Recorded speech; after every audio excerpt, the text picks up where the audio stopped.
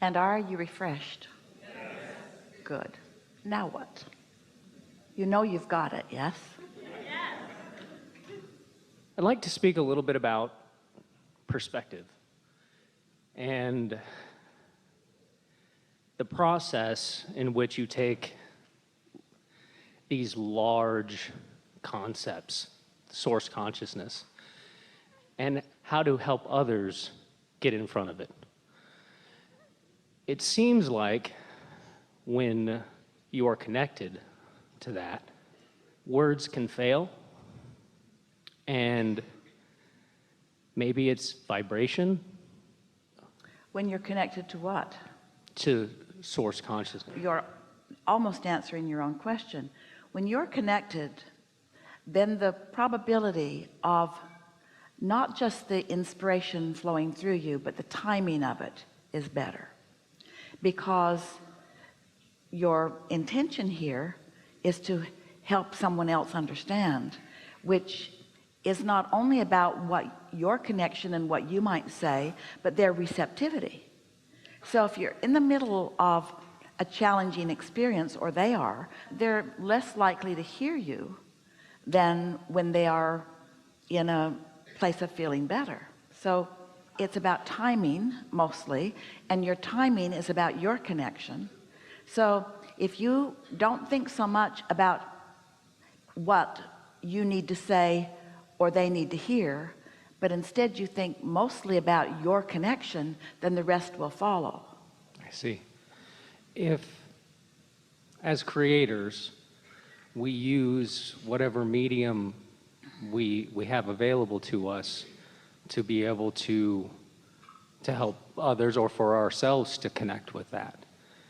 And I've found that by using, whether it be music or images or these types of things, that it helps other people catch up. The hardest thing about helping someone catch up is that you yourself, the influencer, are noticing that they need to catch up, which means you're noticing them where they are, which means you're helping to confirm with them that they're not where they want to be. And so that's the most difficult thing about helping others, is that you have to have practiced seeing who they really are, not where they are. In fact, you're touching on something that we want so much to say in this gathering, and that is, you started with the best word, perspective. It's the awareness of what is that keeps you from moving to a place you prefer. Because if what is all active in your vibration, then it won't let something beyond what is in. That's why step 1 and step 3 are different steps. Step 1 is noticing where you are, and step 3 is not noticing where you are so you can go somewhere else. I see. Now, when we talk about source and all of us tapping into that, yeah, and it's been said that these are the eyes of the earth. We all are perceiving the universe around us. Is that feeling in that state of flow, is that coming from being able to tap into that consciousness, all of those perspectives, yeah, and have an understanding of that? That is what it is. When you feel like that, you are perceiving through the eyes of source. But we want to acknowledge that you are an extension of source. So when you tune to the frequency of who you really are, then you're seeing through the eyes of source, or better said, the vibration of source is seen through your eyes. The distinction is this: the vibration of source can see through your eyes all the time. It's you're perceiving that that's happening that you're reaching for. Source never stops enjoying life through you. And when you're really enjoying life, then you're up to speed with the source who is enjoying life through you. That makes sense? That does make sense. It's the truest form of the word empathy rather than sympathy, being able to... You know what it is? There's an even better word: compassion. When Jerry and Esther bought that statue, they did not know that that was the goddess of compassion. They didn't know. They just thought it was the right size and color and shape for the art nook. They weren't even thinking about things like that. What compassion is: empathy is acknowledging something and focusing on it and how it feels until you feel the same. Source never does that. Source is compassionate, which means Source sees it but continues to feel as Source feels, and therefore offers a vibrational example that you might be able to find your way to. I see. Then is resonance, then the term resonating, could that be used as another word for the way to communicate this feeling? Resonance is a good word. If somebody's really bothered by something and you talk to them until you're bothered too, that's resonance. Or if someone's really joyful and you focus with them and you're joyful, that's resonance. So what resonance is just awareness of vibrations that are blending. And so you want to use resonance in a more determined way. You want to resonate as much as you can, dominantly or predominantly, with the vibrational frequency of your inner being. When those like Jesus and those like him, who are said to have been able to heal, and they did heal, influence someone to wellness who was currently not in a state of wellness. If you stood before him dripping your illness, he didn't see your illness. Instead, he knew your wellness. He acknowledged this, but he knew this. He acknowledged where you were, but he knew what you had vibrationally created, even more so as a result of living that.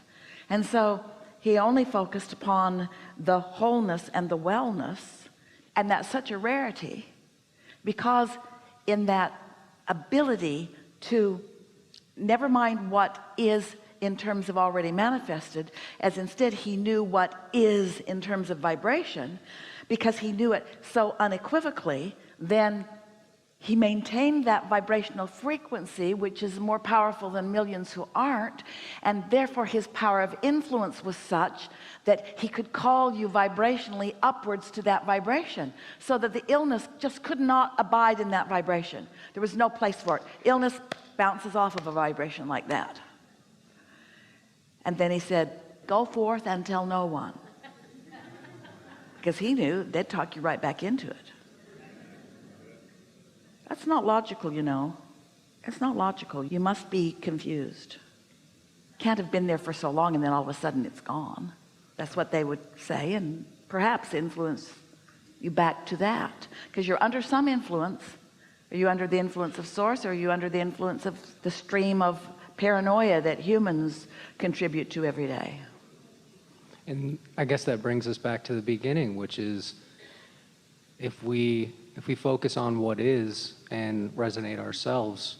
But the question is, what is?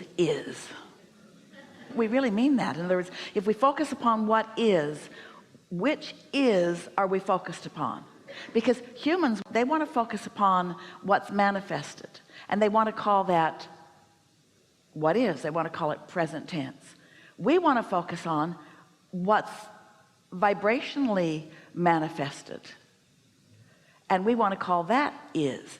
Humans, because they can't see that is, they can't see it or hear it or smell it or taste it or touch it yet, they want to call that future. We want to call that vibrational manifestation present, and we want to call what you're calling present past. And so we kind of got to decide what is. Where the dynamics are in the moving energy. What is like gum you've chewed the flavor out of. There's a remnant, and you can maybe remember how sweet it once was, but what is, you're kind of done with what is. All of life is on your way.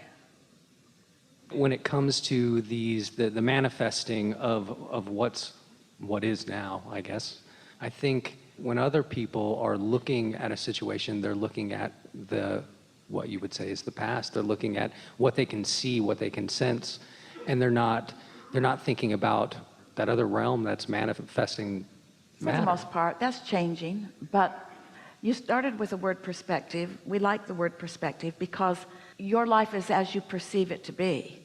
And our encouragement is that the more you lean in the direction of your broader perspective, then the more through that perspective you see. And then there's more to see and more to feel and more to revel in. it's just a richer, more delicious life experience. Also, we would like to say that you really don't know what anyone else is perceiving in any moment in time. That's why when we talk about those piles, and then we ask you to just let there just be 2 piles, and we say the 2 piles are under the influence of source right now, in this moment, in this perceived moment, or under the influence of something else. And the reason we say right now is because we want to acknowledge that even the best of you moves from pile to pile, from under the influence of source pile to under the influence of something else pile. But if you're sensitive to how you feel, then you've got a handle on that, and you just lean more and more in the direction of who you are. And the benefit of that is you just feel better for more of your moments of more of your life. It doesn't mean that you end up in a better place. It doesn't mean that there's somebody keeping track of which hours or minutes or seconds you're connected to source and which you aren't, for which there will later be a conversation had by somebody. There's nothing like that. It's just that you are joyful beings who must be joyful. That's the way it is supposed to be. So the best influencers on your planet are little ones who still feel joyful regardless of what's going on around them, and the animal kingdom, who are for the most part tuned in to source energy and are not so concerned about what humans think about them. Cat is really good. The cat is especially good. You've trained your dogs to be a lot like you. They actually feel guilty, not the cat.